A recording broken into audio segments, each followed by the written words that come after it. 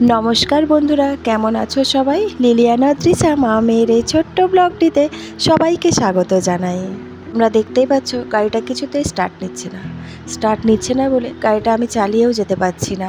আসলে গাড়িটা সুইচটা খারাপ হয়ে গেছে, কিন্তু পায়ে দিয়ে যে স্টার্টটা করে সেটা ঠিক আছে। তাই ওকে বললাম যে একটু স্কুলে পৌঁছে দিতে। সোজা বেরিয়ে পড়েছি এখন স্কুলের পথে।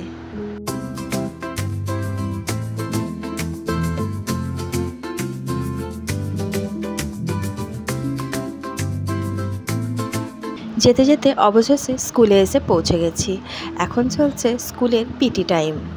আজ আমার স্কুটিটাতে প্রবলেম ছিল বলে পৌঁছাতে আমার অনেকটাই দেরি হয়ে গেছে। শুরুতেই আমাদের জাতীয় সঙ্গীত ও গায়ত্রী মন্ত্র পাঠটা হয়ে গেছে, এরপরেই শুরু হয়ে গেছে পিটি। তবে অবশ্য এখনও পর্যন্ত এক্সারসাইজ এবং প্যারেডটা হয়নি। সপ্তাহে একটি দিন এই পিটি ক্লাসটা হয়, তাই প্রত্যেকটি বাচ্চার শরীরের জন্য এই ক্লাসটা অত্যন্ত জরুরি।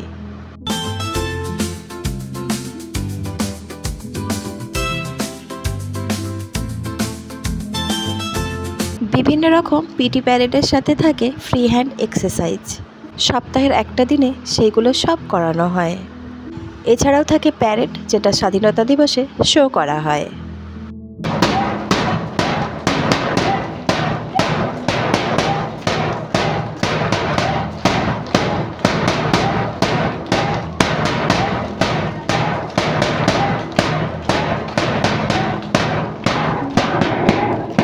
এরপরে প্রস্তুতি চলছে একটি এক্সারসাইজ করানো হবে বলে।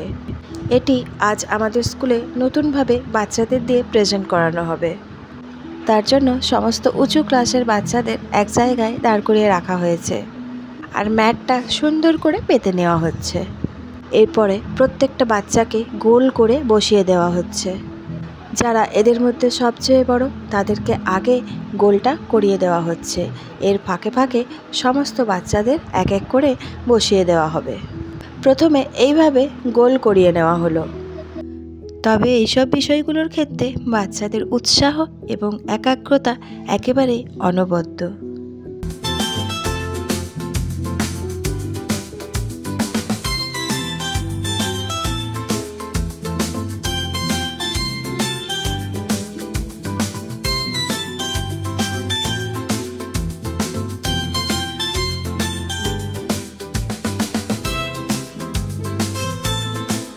এর থেকেই বোঝা যাচ্ছে বাচ্চাদের এখনও পর্যন্ত হাত পাগুলো স্ট্রেচেবল নয়। এত ছোট ছেলে মেয়ে, তাও এটা করতে অনেকেরই বেশ কষ্ট হচ্ছে।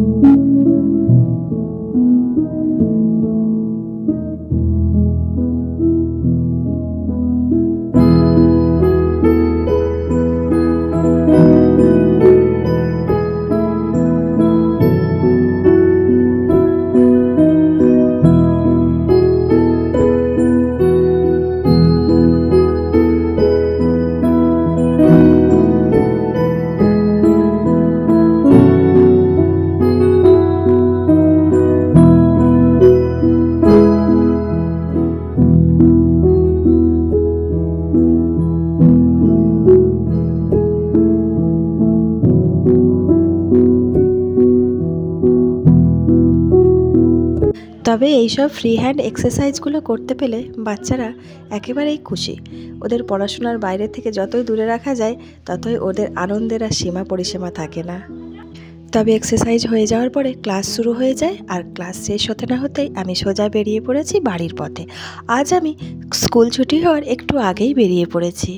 তার কারণ হলো বাড়িতে গিয়ে রেডি হয়ে ফ্রেশ হয়ে সোজা বেরিয়ে পড়ব বাবা মায়ের কাছে।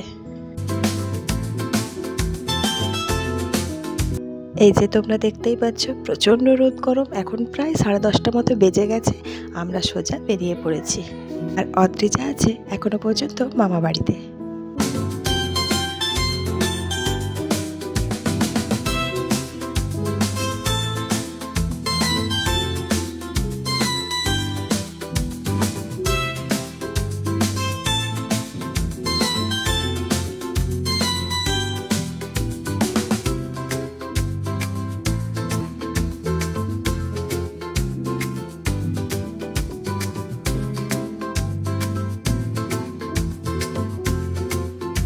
আরব বাইকে চেপেছে আর চশমা পরতে হয়েছে, এত রোদ, কিন্তু চশমা পরে ও একদম থাকতেই পারছে না, একবার করে খুলছে আর একবার করে পড়ছে। মাঝখানে বসেছে বলে একেবারে চাপা গেছে। মোটর সাইকেলে ও একবারেই মাঝখানে বসতে চায় না, সবার সামনে বসবে আর হাওয়া খেতে খেতে যাবে। তো যাই হোক, এইভাবেই আমরা চলেছি সোজা বাবা মায়ের কাছে। তবে আরেকটা সত্যি কথা কি জানো তো, যতবারই যাই ততবারই কিছুতেই আর মন ভরে না।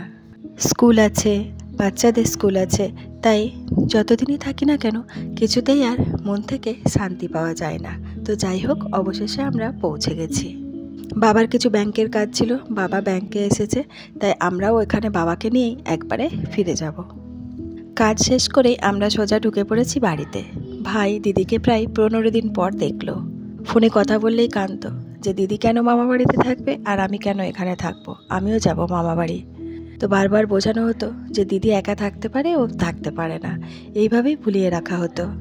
তো যাই হোক, অবশেষে দুজনের মিলন হলো। আর দিদিকে পেয়ে খুব খুশি, মনে থাকা যত অভিমান দিদির উপর ছেড়ে দিল।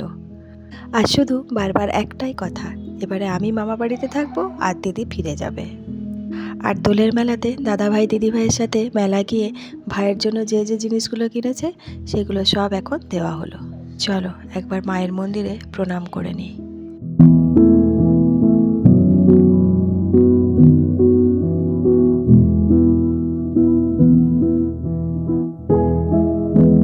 কি বল?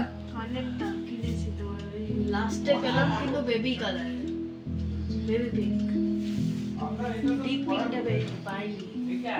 ঠিক আছে। মাকে আমি আমার জন্য যে যে জিনিসগুলো কিনতে বলেছিলাম সেগুলো সব এখন বললো যে কোনগুলো পেয়েছে কোনগুলো পায়নি। রান্নাঘরের ভেতরে এখন রান্না চলছে, মা এখানে বসে আছে। এরপর আমি স্নানটা সেরে নিলাম। প্রচণ্ড রোদের মধ্যে এত গরম করছিল আর থাকতে পারছিলাম না, তাই প্রথমে স্নানটা করে নিলাম। আরব আর অদ্রিজাকেও করিয়ে দিয়েছি।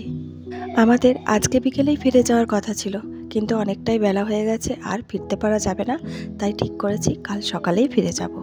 অনেকটাই বেলা হয়ে গেছে, এখন আমি আরবকে খাওয়াতে বসবো, তাই আরবের খাবারটা নিয়ে নিচ্ছি। আর বরাবরের জন্য আরব নিরামিষ রান্নাটা খুব বেশি পছন্দ করে। ডিমটা যদিও বা একটু একটু পছন্দ করে, মাছ মাংস তো একেবারেই না। তাই নিরামিষ রান্নার পাশাপাশি আজকে হয়েছে আমিষের মধ্যে চিকেন। আর অদ্রিজা খাওয়া দাওয়ার ব্যাপারে ভাইয়ের একেবারেই উল্টো।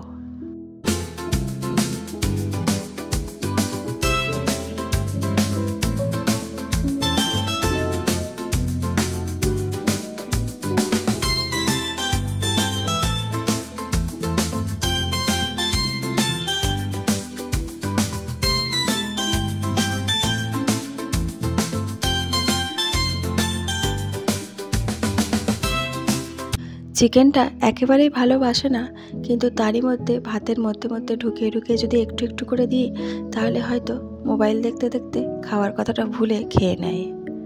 তাই বেছে বেছে কয়েকটা নরম দেখে দেখে ওর পাতায় তুলে নিলাম। যখন অন্যমনস্ক থাকবে তখন মুখে ঢুকিয়ে দেব। তো যাই হোক, চলো এবার আস্তে আস্তে ওকে নিয়ে খাওয়াতে বসে পড়ি।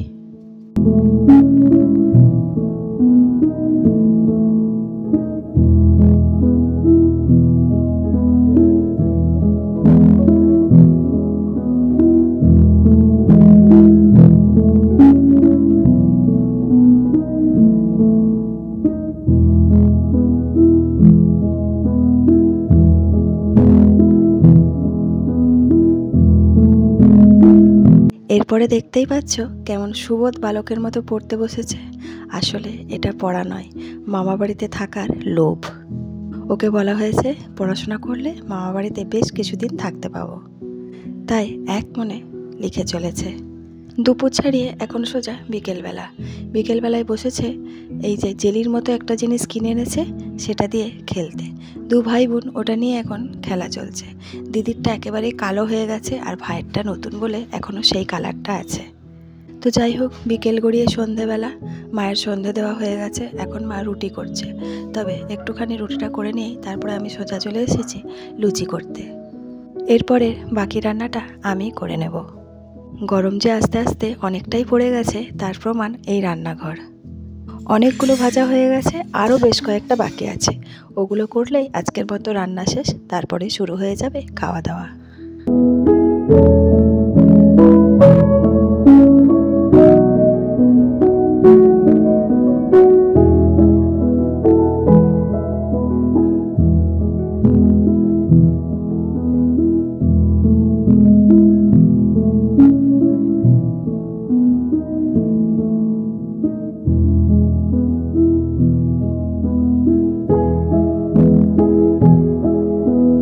চলো বন্ধুরা, ভিডিওটা আজ আমি এখানেই শেষ করছি। তোমাদের কেমন লাগলো একটা কমেন্ট করে জানিও। ভালো লাগলে লাইক করো, আর যারা যারা সাবস্ক্রাইব করোনি তারা প্লিজ সাবস্ক্রাইবটা করে দিও আর শেয়ার করো। তোমরা সবাই খুব ভালো থেকো, সুস্থ থেকো আর আনন্দে থেকো। দেখা হবে খুব শিগগির পরের একটা ব্লগে।